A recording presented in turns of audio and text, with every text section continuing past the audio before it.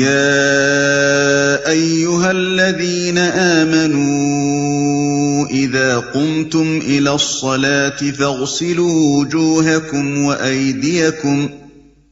فَاغْسِلُوا وُجُوهَكُمْ وَأَيْدِيَكُمْ إِلَى الْمَرَافِقِ وَامْسَحُوا بِرُءُوسِكُمْ وَأَرْجُلَكُمْ إِلَى الْكَعْبَيْنِ ۚ وَإِن كُنتُمْ جُنُبًا فَاطَّهَّرُوا ۚ وَإِن كُنتُم مَّرْضَىٰ أَوْ عَلَىٰ سَفَرٍ أَوْ جَاءَ أَحَدٌ مِّنكُم مِّنَ الْغَائِطِ أَوْ لَامَسْتُمُ النِّسَاءَ فَلَمْ تَجِدُوا مَاءً فتيمموا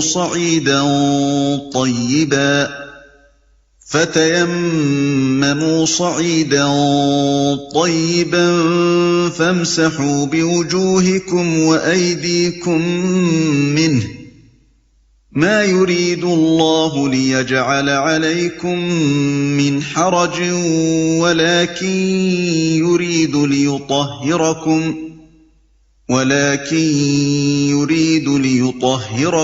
وليتم نعمته عليكم لعلكم تشكرون۔ اے لوگو جو ایمان لائے ہو، جب تم نماز کے لیے اٹھو تو چاہیے کہ اپنے منہ اور ہاتھ کوہنیوں تک دھو لو، سروں پر ہاتھ پھیر لو اور پاؤں ٹخنوں تک دھو لیا کرو۔ اگر جنابت کی حالت میں ہو تو نہا کر پاک ہو جاؤ۔ اگر بیمار ہو یا سفر کی حالت میں ہو یا تم میں سے کوئی شخص رفع حاجت کر کے آئے یا تم نے عورتوں کو ہاتھ لگایا ہو اور پانی نہ ملے تو پاک مٹی سے کام لو، بس اس پر ہاتھ مار کر اپنے منہ اور ہاتھوں پر پھیر لیا کرو۔ اللہ تم پر زندگی کو تنگ نہیں کرنا چاہتا، مگر وہ چاہتا ہے کہ تمہیں پاک کرے اور اپنی نعمت تم پر تمام کر دے، شاید کہ تم شکر گزار بنو۔ اور پاؤں ٹخنوں تک دھو لیا کرو۔ نبی صلی اللہ علیہ وسلم نے اس حکم کی جو تشریح فرمائی ہے، اس سے معلوم ہوتا ہے کہ منہ دھونے میں کلی کرنا اور ناک صاف کرنا بھی شامل ہے۔ بغیر اس کے منہ کے غسل کی تکمیل نہیں ہوتی، اور کان چونکہ سر کا ایک حصہ ہیں، اس لیے سر کے مسح میں کانوں کے اندرونی اور بیرونی حصوں کا مسح بھی شامل ہے۔ نیز وضو شروع کرنے سے پہلے ہاتھ دھو لینے چاہیے تاکہ جن ہاتھوں سے آدمی وضو کر رہا ہو وہ خود پہلے پاک ہو جائیں۔ نہا کر پاک ہو جاؤ۔ جنابت خواہ مباشرت سے لاحق ہوئی ہو یا خواب میں مادہ منویہ خارج ہونے کی وجہ سے، دونوں صورتوں میں غسل واجب ہے۔ اس حالت میں غسل کے بغیر نماز پڑھنا یا قرآن کو ہاتھ لگانا جائز نہیں۔ اور اپنی نعمت تم پر تمام کر دے۔ جس طرح پاکیزگی نفس ایک نعمت ہے، اسی طرح پاکیزگی جسم بھی ایک نعمت ہے۔ انسان پر اللہ کی نعمت اسی وقت مکمل ہو سکتی ہے جبکہ نفس و جسم دونوں کی طہارت و پاکیزگی کے لیے پوری ہدایت اسے مل جائے۔ وَاذْكُرُوا نِعْمَةَ اللَّهِ عَلَيْكُمْ وَمِيثَاقَهُ الَّذِي وَاثَقَكُم بِهِ إِذْ قُلْتُمْ سَمِعْنَا وَأَطَعْنَا وَاتَّقُوا اللَّهَ إِنَّ اللَّهَ عَلِيمٌ بِذَاتِ الصُّدُورِ۔ اللہ نے تم کو جو نعمت عطا کی ہے اس کا خیال رکھو، اور اس پختہ عہد و پیمان کو نہ بھولو جو اس نے تم سے لیا ہے، یعنی تمہارا یہ قول کہ ہم نے سنا اور اطاعت قبول کی۔ اللہ سے ڈرو، اللہ دلوں کے راز تک جانتا ہے۔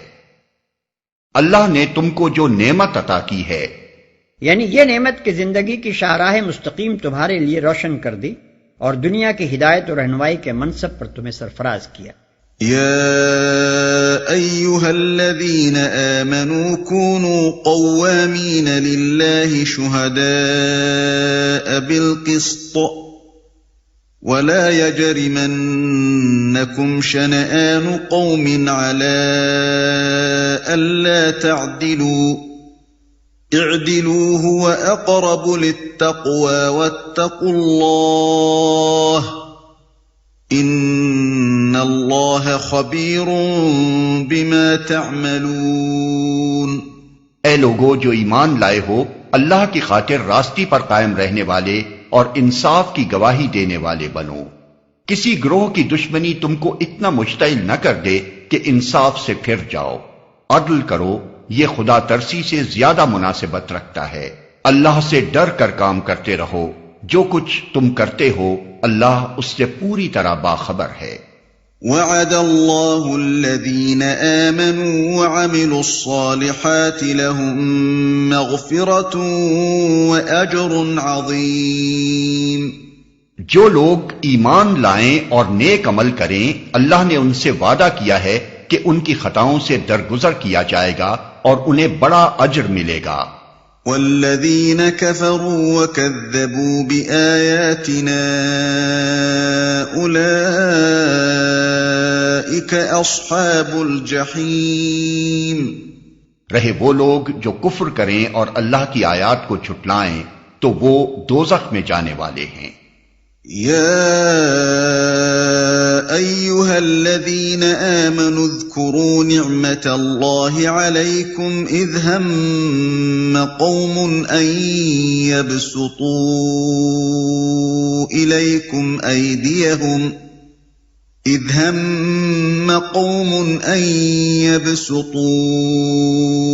إليكم أيديهم فكف أيديهم عنكم واتقوا الله وعلى الله فليتوكل المؤمنون۔ اے لوگو جو ایمان لائے ہو، اللہ کے اس احسان کو یاد کرو جو اس نے ابھی حال میں تم پر کیا ہے، جبکہ ایک گروہ نے تم پر دست درازی کا ارادہ کر لیا تھا، مگر اللہ نے ان کے ہاتھ تم پر اٹھنے سے روک دیے۔ اللہ سے ڈر کر کام کرتے رہو، ایمان رکھنے والوں کو اللہ ہی پر بھروسہ کرنا چاہیے، مگر اللہ نے ان کے ہاتھ تم پر اٹھنے سے روک دیے۔ اشارہ ہے اس واقعے کی طرف جسے حضرت عبداللہ ابن عباس رضی اللہ عنہما نے روایت کیا ہے کہ یہودیوں میں سے ایک گروہ نے نبی صلی اللہ علیہ وسلم اور آپ کے خاص صحابہ کو کھانے کی دعوت پر بلایا تھا، اور خفیہ طور پر یہ سازش کی تھی کہ اچانک ان پر ٹوٹ پڑیں گے اور اس طرح اسلام کی جان نکال دیں گے، لیکن عین وقت پر اللہ کے فضل سے نبی صلی اللہ علیہ وسلم کو اس سازش کا حال معلوم ہو گیا اور آپ دعوت پر تشریف نہ لے گئے۔ کیونکہ یہاں سے خطاب کا رخ بنی اسرائیل کی طرف پھر رہا ہے، اس لیے تمہید کے طور پر اس واقعے کا ذکر فرمایا گیا ہے۔ یہاں سے جو تقریر شروع ہو رہی ہے اس کے دو مقصد ہیں۔ پہلا مقصد یہ ہے کہ مسلمانوں کو اس روش پر چلنے سے روکا جائے جس پر ان کے پیش رو اہل کتاب چل رہے تھے، چنانچہ انہیں بتایا جا رہا ہے کہ جس طرح آج تم سے عہد لیا گیا ہے، اسی طرح کل یہی عہد بنی اسرائیل سے اور مسیح علیہ السلام کی امت سے بھی لیا جا چکا ہے۔ پھر کہیں ایسا نہ ہو کہ جس طرح وہ اپنے عہد کو توڑ کر گمراہیوں میں مبتلا ہوئے، اسی طرح تم بھی اسے توڑ دو اور گمراہ ہو جاؤ۔ دوسرا مقصد یہ ہے کہ یہود اور نصارہ دونوں کو ان کی غلطیوں پر متنبہ کیا جائے اور انہیں دین حق کی طرف دعوت دی جائے۔